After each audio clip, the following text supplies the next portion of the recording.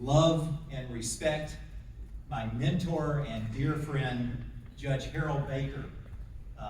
I was tremendously fortunate back in, believe it or not, 1975, when he hired me and my friend Judge Brian McFeeters there to come join the firm in Champaign.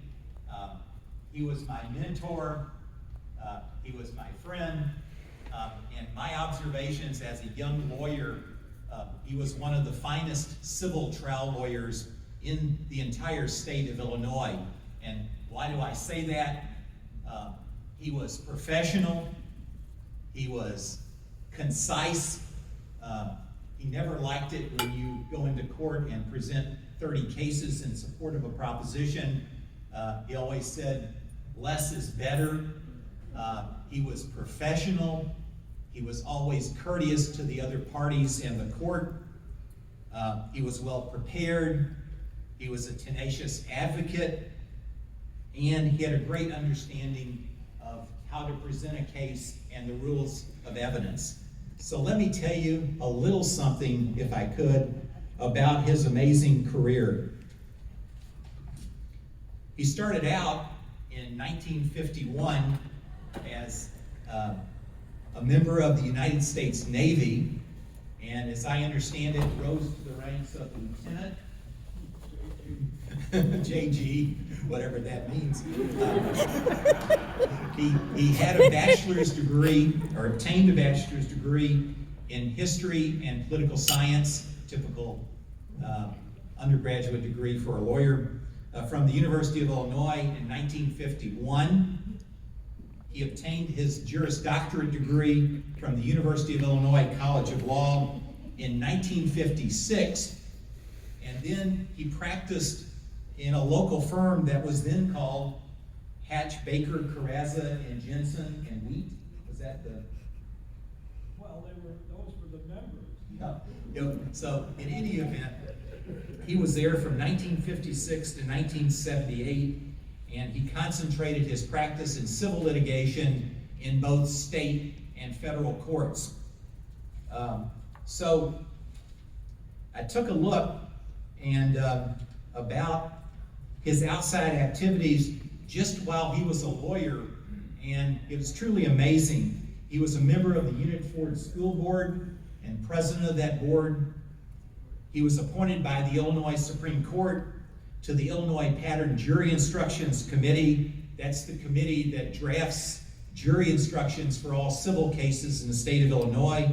He was on that committee from 1957 to 1978, and he was chairman of that committee for a number of years. You remember all your work on that committee, and it was truly a major undertaking for somebody that had a busy private practice. He was in the Champaign Rotary Club.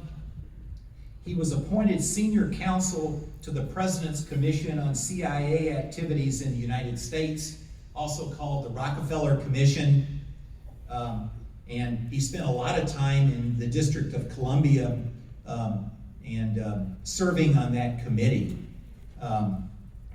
He was an adjunct professor of law at the University of Illinois College of Law from 1972 to 1978. And interestingly enough, while he was at the law school, he worked with Professor Prentice Marshall, who also became a federal judge, and they actually established the first trial ad program at the law school, which back then was quite a novel thing, and that program has continued, obviously, until today.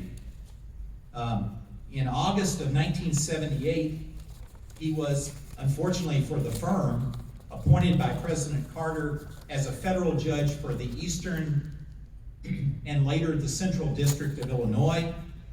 He was confirmed by the Senate in September of 1978, and he has been on the federal bench as an active judge, believe it or not, although I know he's surpassed by Judge Garman, for almost 44 years, from 1978 to January of 22. If that wasn't enough for his career, he was quite active outside his activities of being a judge on the federal bench. And this is amazing also. He was partly helpful in getting the federal court, as some people may not like this, moved from Danville to Champaign. He was on a number of committees to computer. Yeah, I'm sorry. That's what happens when you get older. He was on a number of committees to computerize the federal court records. He was the chief judge of the Central District of Illinois from 1984 to 1991. He was appointed by the Supreme Court to the United States Foreign Surveillance Court from 1995 to 2005. I was always afraid to ask about that, figuring I might get assassinated or something if I obtained that information. So that's quite a stay on the Foreign Surveillance Court. I think they were responsible for getting overhears for foreign intelligence activity. FISA. He was appointed by the Supreme Court to the Alien Terrorist Removal Court and was on that court from 2008 to 2018. I have no idea what that was. I had visions of people from outer space coming into the court. But again, I don't want to inquire too much into that. On his personal life, he was married to Dorothy, or is married to Dorothy Baker, and has been married to her for 71 years. He has 3 children and 6 grandchildren, and I'm thrilled to announce that his son Peter has come in from the East Coast to be here this evening for this honor. I'll simply close on a couple of fun observations I had when he was in private practice. One of our senior lawyers, everybody probably remembers, Bud Hatch, who was a lawyer here for heaven only knows how many years. He always loved Harold, always admired his work for the firm, but there were only 3 times that he got mad at Harold. Number one, you may remember this, Harold had a couch in his office, and Bud was an old-time lawyer and didn't think that was professional for a lawyer to have a couch in their office. That's one. Number 2, Harold was an innovator in technology and actually brought into the office a word processor, which back then everybody was using Selectric typewriters and the yellow correction paper, and Bud just didn't think that was professional to have that kind of a word processor in the office, God forbid. And also he got mad at Harold because he claimed that he would get his name in the paper too much. It wasn't professional.